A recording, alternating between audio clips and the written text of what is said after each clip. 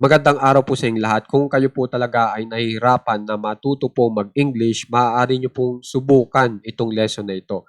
Kung saan ay gagamit lang po tayo ng isang pattern at marami na po kayong mabubuong mga English na mensahe na gamit na gamit. Okay? At saka yung mga panlitong salita po sa English na kung saan ay marami nga pong nahihirapan ay ipapaliwanag po natin dito ng napakadali. Okay? So, sana subukan nyo para humusay na po agad kayo mag-English. Na kung saan ay kahit pa po kayo baguhan o unang araw nyo pa lang po sa pag-aaral ng English ay marami na po agad kayong matututunan dito sa lesson na ito. Kaya sana po tapusin nyo.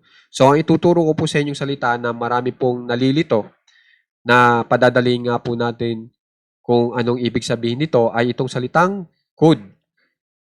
Okay? Ang could po ay ginagamit, marami pong gamit yung could, pero dito sa ating lesson na ito ay ginagamit po yan para mag-suwestiyon, magsasuggest tayo. At dahil tayo ay magsusuwestiyon o magbibigay ng suwestiyon, di ba kung maalala nyo, ang salitang pwede ay ginagamit po natin yan na pang suwestiyon. Di ba? Para makabuo po tayo ng suwestiyon sa Tagalog. Yang pwede na salita ay pwede natin gamitin. Okay? So, ang ibig lang sabihin niyan, dahil ang could po ay ginagamit na pang-suwestiyon at yung salitang pwede ay ginagamit na pang-suwestiyon din, pareha sila ng ideya na naibibigay. At dahil dyan, pwede po silang itumbas sa bawat isa. Kaya yung pwede, itinumbas ko sa could. Yun po ang dahilan. Okay? Kasi gagawa po tayo ng mga mensahe na kung saan ay magbibigay tayo ng suwestiyon. Okay? So, yung pagbibigyan natin ng suwestiyon ay, ang tawag po dun ay yung pinag-uusapan o subject. At ang subject po ay makikita po natin dito sa taas. Itong you, they, he, she, we. Yung he, lalaki yan. Para sa niya.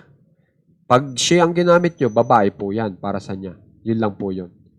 Okay? So, hanggang dito kay Paul, yan po ay pinag-uusapan of subject. Okay? Ang tawag nga pala dito sa could ay tinatawag po nating, pagdating sa English grammar, ay helping verb. Okay? Katulong ng verb. Pero ang uri niya po ay verb din. So, yung tutulungan niya ay kakapwa niya o kauri niya. Pero ang kanyang gamit ay siya ay katulong lamang. Okay? Na yung tutulungan niya po ay yung kasunod niya. At ang kasunod niya pong salita ay itong use. Na yan po ay verb din. Yan yung mismong aksyon.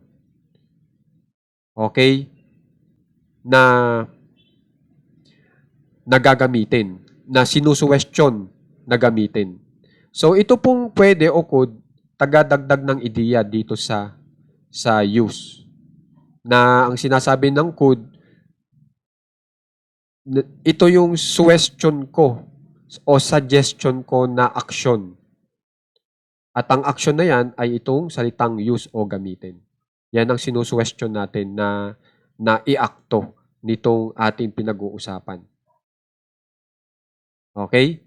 So, ang una po muna na itatranslate natin ay itong you, sumunod ay itong could, sumunod ay itong use, tapos isusunod natin itong this bilang ito.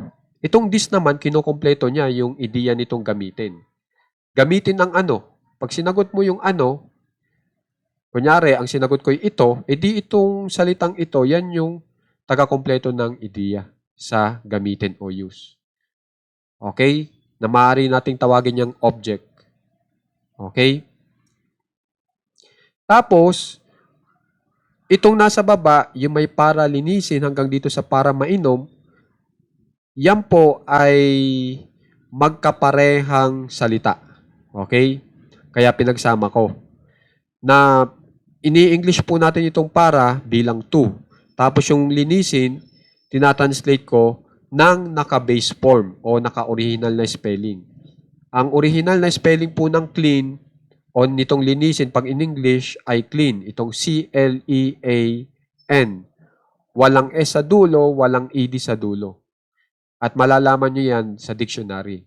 Siya yung pinakamalaking salita para sa salitang clean o siya yung pinaka nasa unahan na salita para sa salitang clean. Okay? Ang gamit naman po nitong para linisin o to clean hanggang dito sa para mainom o to drink ay ang tawag naman sa kanya ay adverb. Pinapaliwanag niya itong ating main verb o action na use. Na kung saan ay sinasagot yung salitang bakit. Okay, ulitin ko. Sinasagot yung salitang bakit. Bakit gagamitin? Para linisin. Bakit gagamitin? Para kumpunihin. Bakit gagamitin? Para makalkula. Bakit gagamitin? Para makopya. Okay? So, pag sinasagot po natin yung tanong na bakit, yun na po ay senyales na gumagamit tayo ng adverb. So, yung adverb po ay may connection sa use. Okay? So, yan yung mga dapat yung tandaan. Tapos, itong it, taga-kumpleto na naman po ng ideya. Okay? Para linisin ang ano, iyan o iyon. Kinukompleto niya yung ideya. Okay? So, pag pinagsama-sama po natin yan, yung mga salitang yan, makakabuo na po tayo ng mga English sentences o mga mensahe sa English na gamit na gamit. So, ito po ang aking halimbawa. Pwede mong gamitin ito para linisin iyan. Yan, nakabuo tayo ng Tagalog na mensahe. Pag in English po, alam nyo na, ang iuuna, ito muna, subject. Ang pinili ko yung mong, edi you. Sumunod ay yung tinatawag na helping verb na could. Okay? Na sa Tagalog ay pwede. So, could. You could. Okay? Ito ay pag tinatranslate na natin sa English, yung ating Tagalog na mensahe. Tapos isusunod nyo ay yung main verb na use, gamitin. Tapos, itong ating object. Okay? Na this o ito. So, you could use this. Okay? Tapos isusunod natin yung ating adverb na infinitive, ang tawag. Okay? Infinitive po ang tawag dito sa to plus verb na naka-base form. Okay? Itong para linisin, to clean. Tapos saka yung it sa hulihan.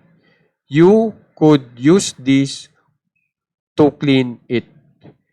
You could use this to clean it. Okay? So, ganyan lang kadali. Isa pang halimbawa. Subukan natin itong si Paul. Pwede ni Paul gamitin ito para kumpunihin iyon.